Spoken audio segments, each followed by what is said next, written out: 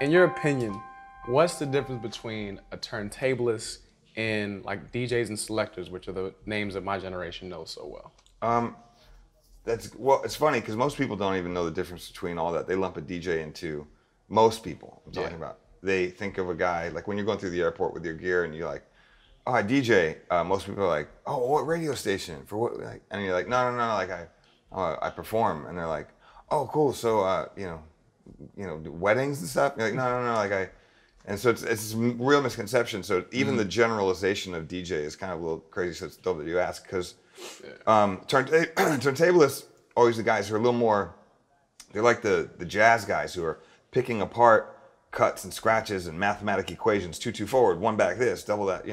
Crab scratch this. Different techniques and styles. Yeah. And they're really about the art and the craft of scratching. And then you have selectors who are really more about selecting the right tunes and guys who really care about picking the right tune for the event or Curating and then there's kind of guys who I like to sort of ride the line between both, but then there's the guys who are really about the mix. Like some of the guys are when you talk about sort of the broad term of DJ, you got like some of the house or disco guys or techno guys who are really about sometimes just holding mixes together and the textures you come up with combining two different flavors together, take this chocolate, this vanilla, I'm gonna make this thing, but I'm gonna hold it for like 32, 64 bars, and I'm gonna show people how to like get in and out, and they try and make it seamless so the whole flow of the thing is cohesive and interesting, and so my thing is I try and represent each little piece of it, not only in the styles but also in the type of music.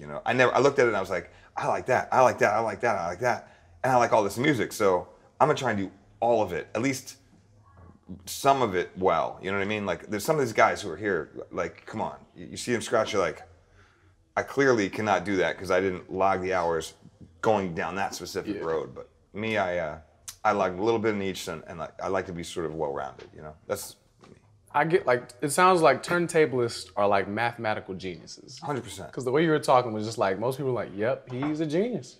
Yeah. Because it's just multi-layered. It seems, It's interesting too. When that style was starting to happen, there's a lot of guys who were so into that, the technical side, scratching, that they didn't even care about rocking the party, and they also would win these battles or do these battles and win, and they'd be surrounded by people who loved them. But then someone would book them to like, hey, you're the champion of whatever ITF or DMC or whatever, come and rock this party and play for this club in Amsterdam. And they'd go up there and they'd do their 15-minute scratch routine, and the crowd had like, there was no, like, clearly this guy's up there like just Eddie Van Halen guitar solo, blah, blah, blah, but the crowd's like, we don't understand any of this, and can you just put on a beat that we can groove to, because they came from a different world, so it was kind of a struggle for a while where a lot of scratch DJs, turntablists, were having a hard time learning how to adapt to the club environment. And now it's kind of funny because you have people like A-Track is a good example. He started out young battle DJ, and eventually over time figured out how to like do the dance stuff and get into clubs, and now he's doing that and is he's got that locked, but now he's bringing the turntablist stuff back into his sets, which is really interesting. You go and see him, it'll be a lot of people rocking whatever, but he might carve out 5 or 10 minutes and do those same DMC routines, and now the people are on board, whereas before it was just totally lost. It was a misconception, It's fun, it's funny you say that, because like there's musicians that just they have amazing chops, drummers that just and just this amazing situation going on, guitars, saxophone players, and that's in every like part of music. There's somebody that's just amazing and skillful, but the average person gets lost in it. 100%. And a guy that like collects gear and all that and has a weird setup on stage, I try to balance like where I'm having fun and I'm doing what that 20 people in the front row appreciate, and then the other 1,000 people behind them can groove as well. Right. So I think that balance, like finding it, it's cool to see my heroes find the balance, because I'm a nerd for like all the cool stuff and the things I understand, but the average person, the girl ain't gonna dance with you to the No. Like it's not happening. So we got to keep her happy. Right. And then we're off. It's that balance. The balance is key to everything. Definitely. But it's the same thing with like, like if you got all these pedals and all this stuff, you could do all this crazy shit up on stage, but if everyone's standing there like, then you kind of lost. then you lose. You know what I mean? Yeah. Like sometimes the hardest thing is to just go up there and just play, you know, Zigga Zigga Fresh. There we go. Let's do it. You know what I mean? That's like, Yeah. But if that's the vocabulary that they speak at, you gotta kind of meet them where they are. You got at least to win them over. I mean, you can't come. Some of these guys come right out of the box like, hey, I'm so and so, and they just come with their hardest shit, and it's like you just right in the head. You like got 2 hours left. They didn't even have a chance to like get an idea of what was going on. Mm-hmm. Same thing kind of applies to opening DJs, and this is, I know we're getting off topic a little bit, but I feel you though. But and you might have this too, like a cat who might see you and be like, oh, I got chops, and I want to play in front of you and blow you away. They play all of my songs before yeah, there's that too. That's a whole nother fucking, you know, bonus section. Yeah, completely like novice. But someone who has the opening slot and wants to impress you so bad that they go up there and they just run through scales and, blah, blah, blah, and they go fucking, same thing with cutting or whatever they do, or just playing. Like there was a guy in Colorado who I finished sound checking and we ended up eating at the venue. So I was downstairs in the dressing room eating. Yeah. And so they're like, hey, we open doors. I was like, cool, all right, I get to listen to this opener. The guy came on and just started pounding them with like 128, 3 a.m. just hammer music, and I was like, that's so specific. I was like, is the club that, like, was there a crazy line outside and everyone's just in and they're on, like it's lit up, like I haven't even eaten my first bite of whatever, and I walked up there and there might have been 10 people in the fucking place, and this guy is up there raving like he planned his set in his mind when he was practicing. It was people hanging from the rafters, they were standing on shoulders, and he was like, I'm this guy and this is what I'm doing. And when he got on stage, because he had practiced that so much, he put that out there and didn't read that fact there was like 10 people in there, people cracking over their first beer, like, what the fuck is wrong with this guy? Because it's not like, like, what? He didn't like, here, let me start with this Cool in the Gang joint. Or I'm gonna start with some James Brown. I'm just gonna play this Tribe cut, or hey, and I love opening sets because those are always the things where you can play shit that no one hears and set a tone. You know what I mean? Yeah. But it's kind of interesting. I don't know if you ever ran into that with you or cats. Oh, all the time. Like I was in, was it San Fran? And the guy, okay, so I'm headlining. And so I always like to get there early because I wish somebody would get there early for when I was opening up, right? Right. So I'm just checking out, Cat and everything. And then he peeps like all my equipment. He's like, oh man, okay, I gotta like do the whole jazz thing. So he's just kind of playing these like very, very difficult, like fly to the bone, and just like look at me in the eye. He's just like, how about that one? What about that one, Masego? Right. And then the crowd, this is like maybe 50 people right now, and they just want something like, just to kind of, like you said, get them started. They just got off work. They just got like, Exactly. So like he's going drilling at it right there. And so by the time I go up, I can see that people are kind of like tired from it. Because I mean, as people started to come in, like they had, that energy was just pumped in them. Right. And so I had to change my set last minute to just say, I'm gonna do what he should have done in the beginning. You know how many times I had to open for myself?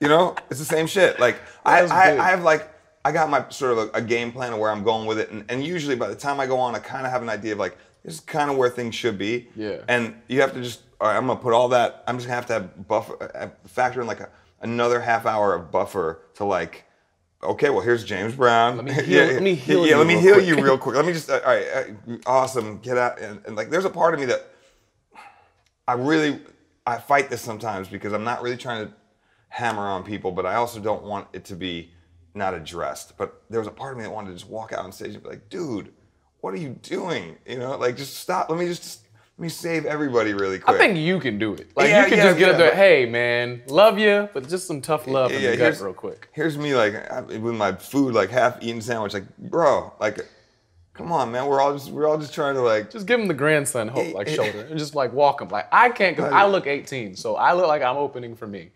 But, like, you can just hit him with the, hey, you see this beard? Yeah, it gets there. It gets there, when you get one of these, you'll understand what I'm talking about. It's a different level of respect. But anyway, yeah, it's like and I love the opening slot, man. Sometimes that's the best because you can get away with musical murder. It's fun, man. Right? I definitely love it. Anyway, sorry, long answer. Yeah. Yeah, there's a turntablist. There's a. This is a whole note. Yeah, right. Man, well, we were already kind of on it. Like, what's your best like show tour story? You know what I'm saying? Oh, wow, man. There's a million different kinds. I mean, I've got tragic stories where everything went horribly wrong and you're stuck up there like Oh, plenty You of know, those. I got plenty of those. We all got those, but you know, then the upside is there's also the ones where you go in thinking one thing and you get a completely different reaction. I think one of the best things that I ever did was I opened for the Rolling Stones in Toronto, and it was 450,000 people. So it was like half of a nation. It was like 500,000 people. That's popping. It was huge, and hanging stacks of speakers and everything. And they rolled me out. I was opening for the Stones, AC/DC, Rush, Justin Timberlake, all these different people. It was for a SARS stock thing. Yeah. And they rolled me out there, and no one was expecting me. It was like, I don't know, like early 2000s. And I had to figure out, what am I going to play for this crowd? And I started out with like a Janis Joplin thing that I did, and I won them over in about 2 or 3 songs. But by the end of my set, I had everybody on board. And that was like, to get that many people on board who weren't even really trying to see you. They wanted to see the Rolling Stones. Like, and being a one guy DJ, those were some of those moments where it's like, you look back and go, how the fuck did I pull that off? Like, but you know, the rewards are, A, I can say that I did that, and B, at the time, I don't really know of any hip hop DJ, with maybe the exception of a couple other people that I'm not, can't think of, but by and large, the only cats who had really played to that size of crowds were like guys in Europe, you know what I mean, playing to European festivals. So it was half of a nation. Like, that's such a like just playing a half of a nation. Yeah, like a little small country. Emperor DJ right here. But that was probably, but I got a million different ones and different, I have tragedy stories as well. Gear going out. There's one time a turntable. I had 2 turntables. We were out in the rave in the sticks, and one of the turntables died, and I could have stopped it, or we could have kept going. And I was like, well, let me just play this song. Let me tell people what's going on. I'm like, listen, one of the turntables died. If we want this party to keep going, I need your help, and I'm going to need you guys, when I point to you, to clap and stay clapping until I can take the record off, put the next record on, and mix to your clap to keep it going. So there's like those moments where it's like, you're stuck there. What are you going to do? You got to, but so the pendulum swings. There's great days, and then there's days where you're sweating. You're up there just sweating. I've had those. Yeah. Cause what about you? Yeah. What's your best and worst? I mean, high, low. I feel like I'm like chilling over here in this like medium area, because like I have yet to plan a set out. I just have the looper pedal, and I just kind of vibe off of the crowd, whatever. Right. And so everywhere I go, there's somebody or a good chunk that doesn't know who I am, which is fun. So I'm like, I can do whatever I want, and I get the challenge of winning you over. So I think I'm in something. It wasn't half of a nation. It was like an ounce of a nation kind of crowd thing popping like on California. And like, it's these people that, it's a festival for one. There's no cell service. There's like tribes forming. Right. Everybody got their flags and whatnot. And so I guess the fire tribe, because they all had all the lighters, they kind of wandered towards my set and everything. And they kind of brought that, where's the 808 energy? And I was like, okay. I don't have 808s, but I got this little SPD joint with a couple hitters in it. So I because they were heckling super heavy. They were so loud and drunk and on fire. So I stopped my set. I was doing my usual groove thing, and I was like, all right, what's your name? Your name's gonna be Flame Bounce 808 the 15th. And so his friends were like, oh, you got a nickname. So I was like, okay, cool. Now the show's becoming this custom made thing. Right. And so with the looper, I'm like, I'll make a beat. And then loop it. And so now they're grooving to it. Now they're on board, yeah. Now put your name in the song. And now it's like, I have to pay attention. You might talk about me. Right. And so making up a custom story about this man, and then, guys, they're gonna boost the whole situation. Right. So they're just like, oh, it's amazing. So it's just like, it kind of felt like that I just scored a touchdown feeling. Yeah, when you just like, you go from being heckled so heavy to like owning that heckling. And then all the different like random tribe people came over, That's dope. And EDM festivals are just so unique with how they just kind of click up, and there's so many of them, and they're so like loyal once they're loyal type of thing. But yeah, it was amazing, because I went from this small little situation to like, I couldn't even see where the people stopped just because I did this moment type of thing. Well, sometimes that's the thing, like, funny, but they became your fire. They sparked you to like this whole other thing, you know what I mean? That you weren't planning. I was gonna be over here, but all right, we're going there. Well, hey, I'm gonna take it there then. And there's a level of that that I think doesn't get spoke about enough, which is the level of improvisation. With anything, you plan your sets out, you plan your things out. That's cool, but what happens when that's not working? Or some, you get the heckler, you get a situation, you have to adapt.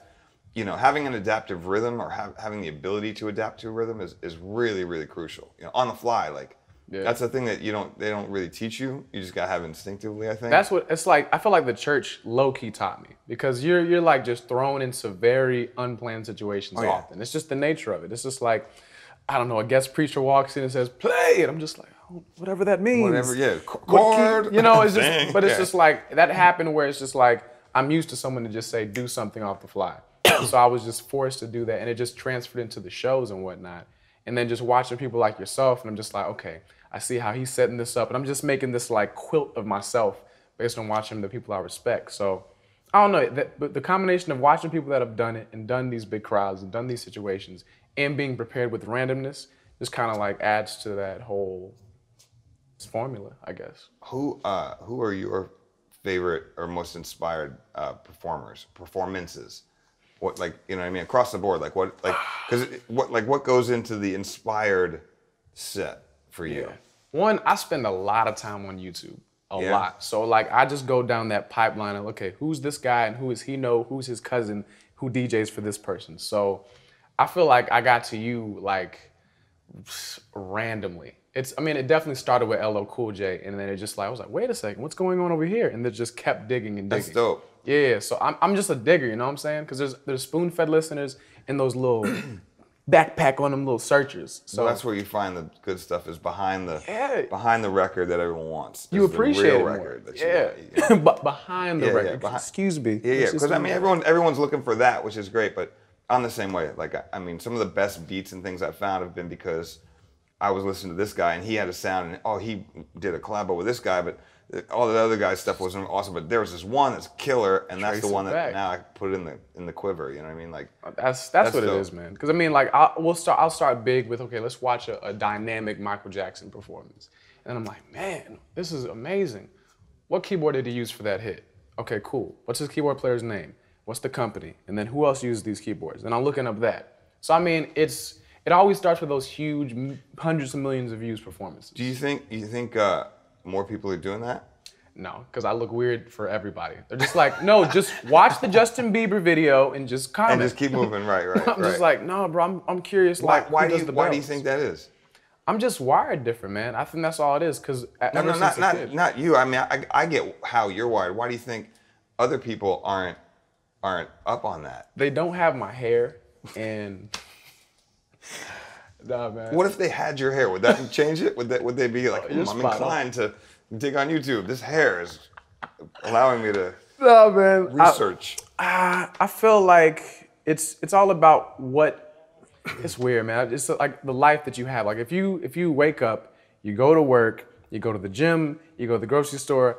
The music that you experience is just kind of like what they're playing in the office, what they're playing in the grocery store. In the elevator, right? Yeah. You know what I'm saying? So that's just kind of your system. And then you go home and you watch the news. And then you're like, this is the most poppin' song in the nation. So, I mean, that's just kind of your cycle. Right. But with me, it's like I'm just hopping from group to group. Every day's a weekend to me. You know, I'm like an endless child, but I'm tall. You know, it's a different situation. But I just feel like that's how, because I meet people where they're at. Because I have like those real nerdy fans and those like, I'm gonna just wear this Nike dad hat fans. So I take those fans and say, you might like this. You're not gonna search for it on your own, but you might like this. And they end up liking it. So I feel like they just need to, you do better if you knew better. You know what I'm saying? Yeah. So I just try to inform, but I don't judge somebody based on just the system they have set up. Like your parents might not have been playing jazz in your house. Like I was just, I was blessed to have jazz and gospel. So I was like, let's dig deep. Yeah, well, that was the foundation. Yeah, man. So I mean, I just don't judge someone's foundation. I just say, okay, you're listening to this top 40. You know what's crazy, man? I get it, because, I mean, we just met, but like, right when we met, we were on this project, for the people who don't know what the hell is going on. They pair people up together that are at this retreat, and we make a beat from scratch, totally unprepared, and we just have to come in and make it happen in a couple of days. We start vibing. I was like, I like this guy's energy, and you can tell when you click with somebody.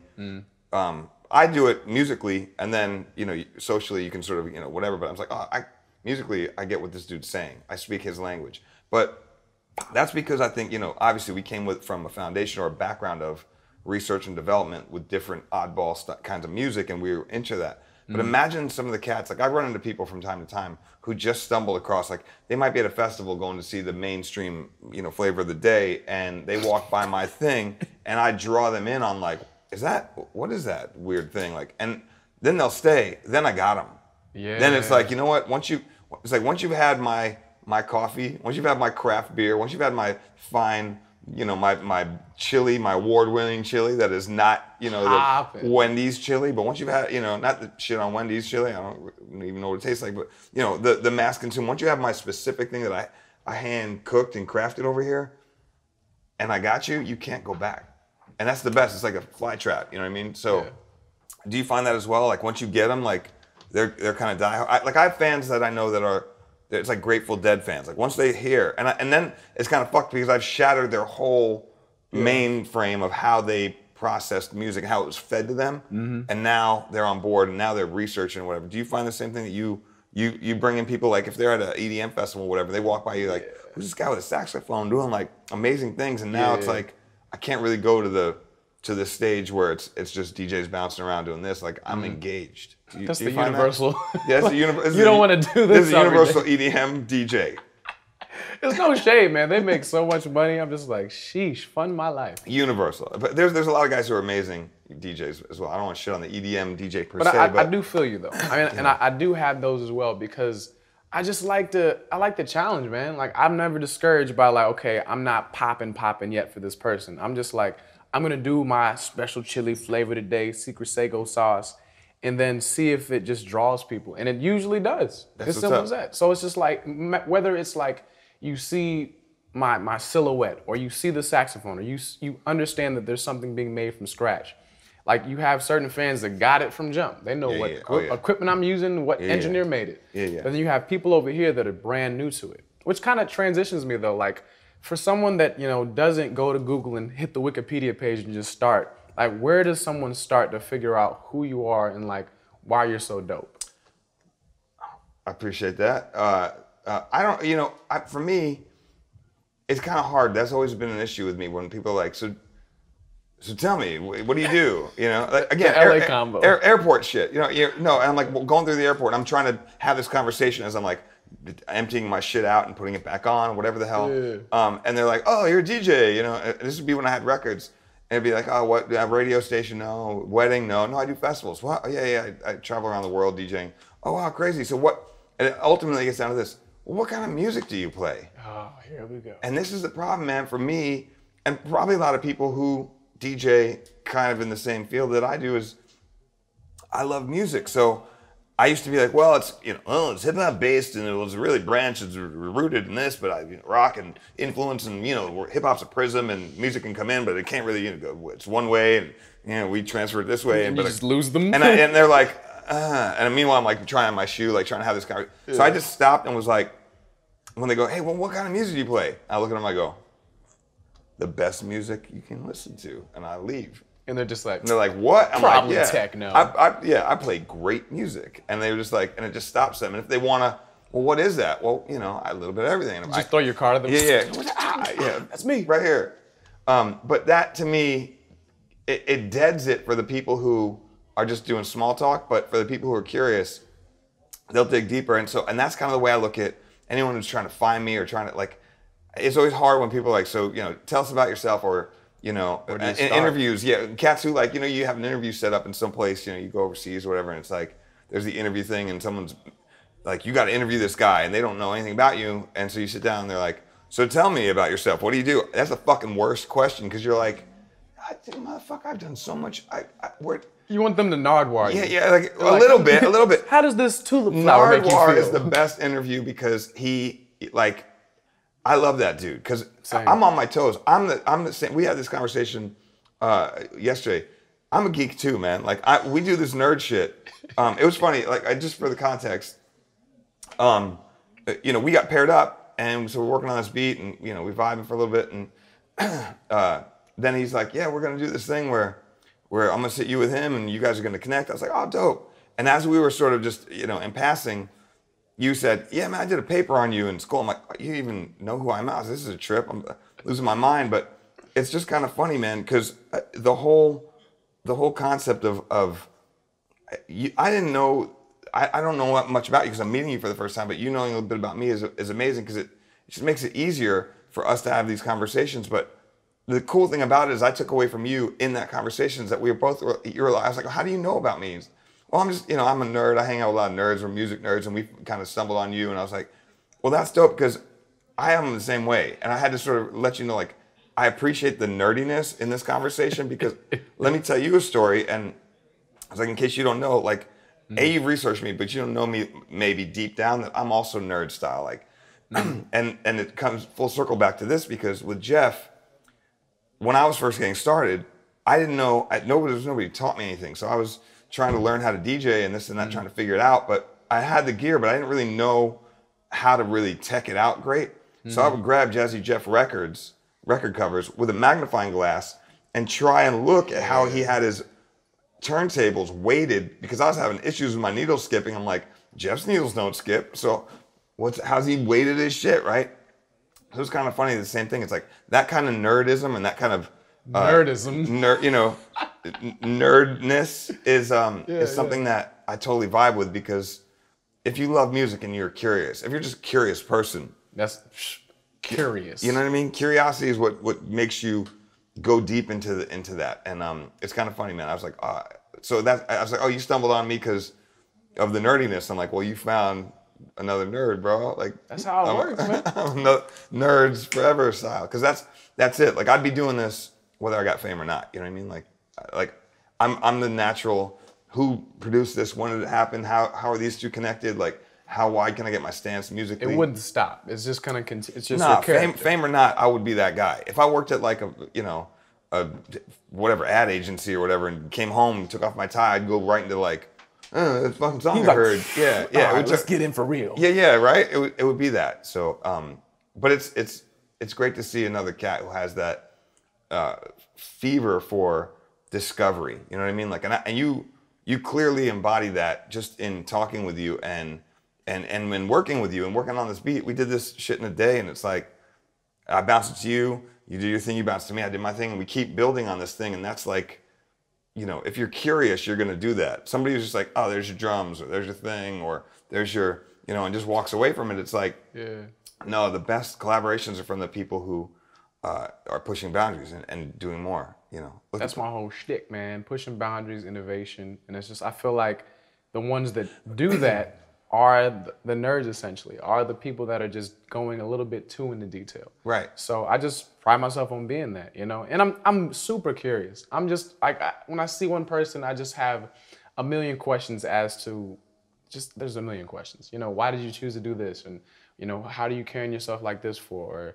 Or what story shaped you to act this way? Or, you know what I'm saying? I don't know. I just have a million questions, and I'm just like, in the perfect place for that, because everybody here is here for a reason. Oh yeah. And everybody knows Jeff for a reason and has impacted him for a reason. So I'm just like, oh, so everyone's dope. So there's no guard up with me. I'm just trying to figure out what I can learn. I got my notebook around, just trying to jot something down. Yeah.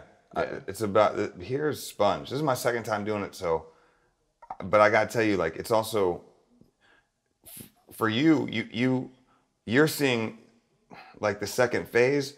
The first phase was amazing, but I'm so glad that I was actually able to be here for the second phase. I hope I'm here for the third, fourth, fifth, because I'm gathering stuff from each, and they're both completely different, but they're both amazing. Like, you know what I mean? And it's great because being here, I can take whatever I learned in the first phase and bounce pass it to you. And if, the next thing you can pass it to somebody, and that's the sort of evolution.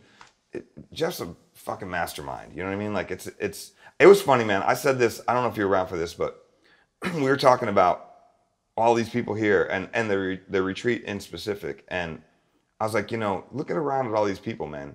Jeff, we're talking about, when someone has their gift, their true gift. And I think Rhymefest had said it. He's like, my gift isn't necessarily my rhyming, it's my ideas. My gift is that I have great ideas and I can put these into Same, man. And I was like, dope. And then I thought, Jeff he's a great DJ, but his real gift is he's a connector, and he's connecting all these dots. And then I thought about it, and I looked at all of us as the dots and said, we're basically all records in his crate.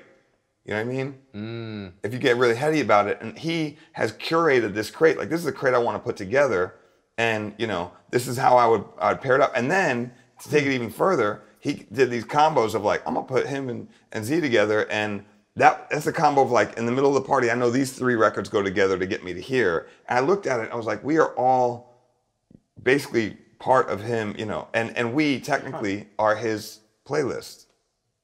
Woo! Right? Why you got the bars like that? Heavy no, shit. That's pretty popping. But you know what I mean? I was just absorbing it all yesterday. It all sort of clicked. And I've been here before. I didn't really process it until it sort of came down. You know what I mean? And everything down to the science, like how fucking scientific. He put me in the trailer. All the trailers are named different album covers or albums. He put me in the blueprint. I'm there with like Eddie F. You know what I mean? The bastard. I'm like, oh, the blueprint. Oh, fuck it. Just levels, genius. And it's just crazy, man. I don't know if you had a chance to process a lot of it, but it took me my second retreat to really grasp how deep this goes. You know what I mean? I don't know if you're picking up on any of that while you're here. I am now. Word. Yeah. Right. That's profound though, man. I didn't even think of it like that. But no, who said it yesterday? We saw so many people. Shep Gordon was talking, and then you had all that. But just understanding the gift versus your occupation or your skill or whatever. I think Rhymefest was talking about that a little bit. Yeah. Where, I can rap, I can play saxophone, but that's not the end all be all for me. Right. Like, I'm not gonna go and battle sax players and get the trophy and that's not my thing. Right. My gift is just my energy, my ideas, just my creativity. And being here made me realize that. Because I was like, I really can just do whatever I want, but creatively. And people were just like, that's what Masego is. I can pick up a sax, I can pick up a guitar, but it's just, that's what it is. And then with you and everything that you do, I understand what you're saying. It's just like, that's what makes somebody different than the next man, that you package it differently than him. So, I don't know. It just all makes sense. And the whole where his playlist thing, that's some like, I don't even know what to describe. That's some movie-ish. Yeah. Well, the thing is, I was seeing it, but it all galvanized when I kind of sat down. Ooh, college word. Yeah. And it's actually from a Chemical Brothers song. I really didn't know what it meant, and I had to I went on Wikipedia. No, I'm joking. I knew what it meant.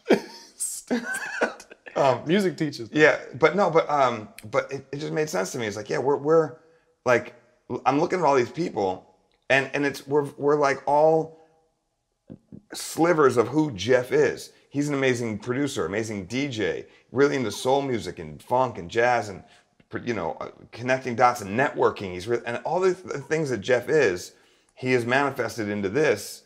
And I was like, well, why? And I'm always trying to understand the science behind shit. And I was like, why did he pick everybody? Like what? Like certain cats I know why, other cats I don't know. Like I didn't know you, and we're meeting now. Now I get it. But why did he pair us together? Oh, I get it now. Why did he put us? Oh, because it's this way. And he's laid out. We are his playlist. He took everybody and laid them out in a certain manner and said, no, that song, I can't start with that song. That song's got to be over here. And I was joking with him. I told him this, and he's like, yeah. I'm like, so what song am I in the crate? Am I like, I want to know, like, am I like Peter Piper? And he's like, he's like, no. He's like, you're definitely a remix. Whatever you are a remix of something. I was like, so he took it another step. You know what I mean? You keep building on this shit, and it's like, I'm gonna walk away inspired as fuck always. Yeah. And educated on new game, new gear, new everything, new production styles, whatever. But the thing that I walk away with the most with is the third eye being open to like the network and how deep and how we're all connected, and it gets really spiritual and really heavy. But that's the thing. It's I left this time the first time and I was like, wow, this is mega. But I'm leaving again now, and like I didn't think I could be.